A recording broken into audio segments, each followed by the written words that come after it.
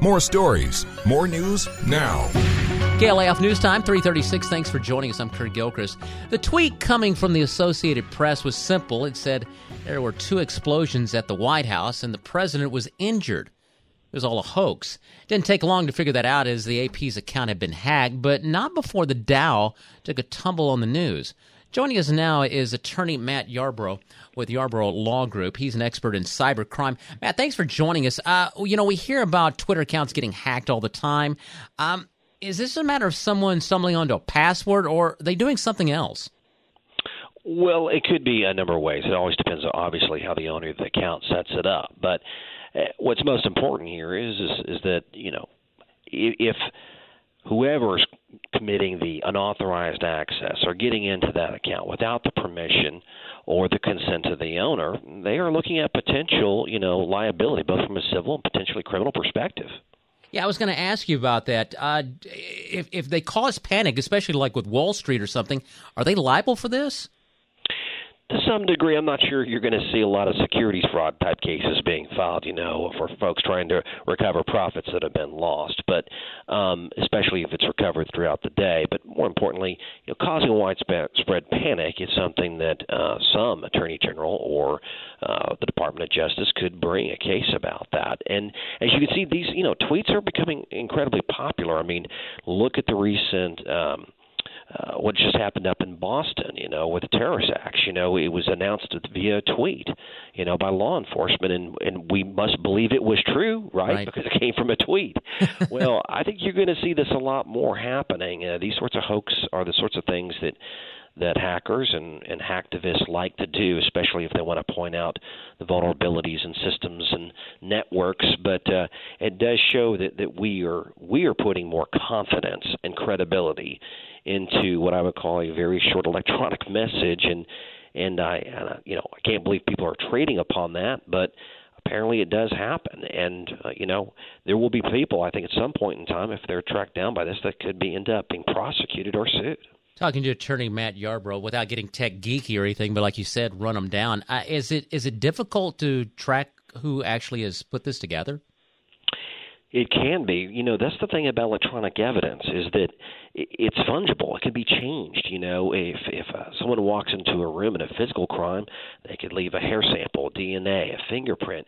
That's not true in the electronic crimes world. Whether it's in two companies going after, or in this case, an outside hacker, they can actually go back into the system to change what happened to make it look as if they were never there and never had electronic trespass. Talking to attorney Matt Yarbrough, is there anything that you and I, just average citizens, can do to, quote, protect ourselves with Twitter or Facebook or whatever it is? Absolutely. And this is it's an important part, of this story, Kirk, is that we're moving to more things like Dropbox and Evernote and a lot of these cloud-type applications, not just for messaging. And people, choose their passwords in a fashion that just typically don't protect them.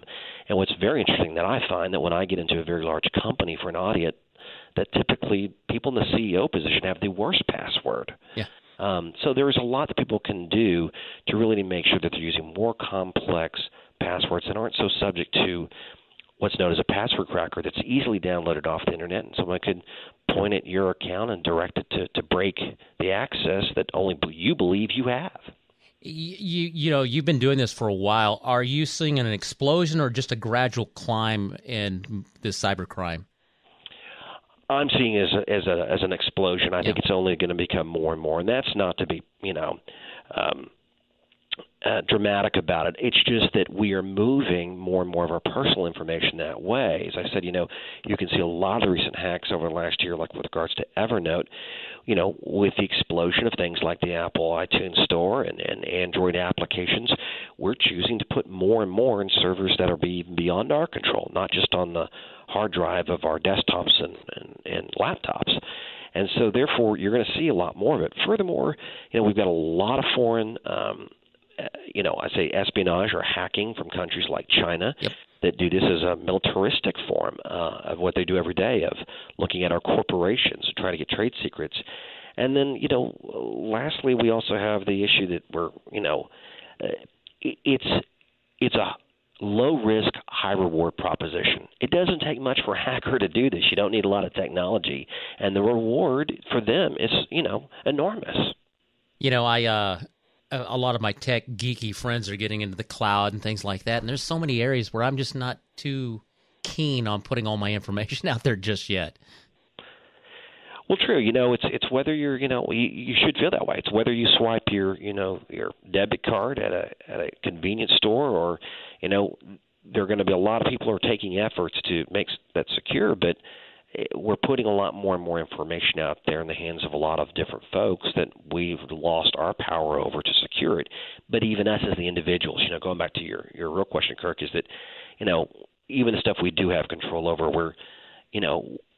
we're making it too easy to get access to it, by calling it, a pet's name or something, and thinking that that's going to be good enough to protect ourselves. But, with all that's been going on with the Obama administration trying to make this a new initiative from the executive branch, certainly law enforcement like the FBI and NSA have been out there, and then corporations are taking it more seriously with more laws out there that have come online like HIPAA, Graham-Leach-Bliley Act, that give a duty to a company to protect it. But the truth of the matter is a lot of the data in the world, the majority of it, really is at the hands of us or human beings, our neighbors, maybe over those systems at work.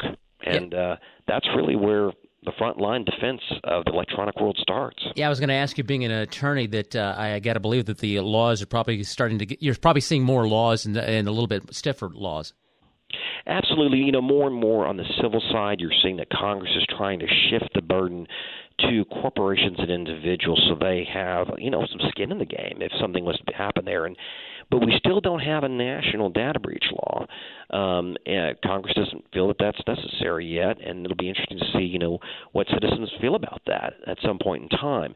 They have put protections out there in certain industries like banking and for healthcare, but it's really right now a state's issue. There are 43 different states with their own versions of what a data breach is, when it comes to your personal information, Social Security number, credit card number.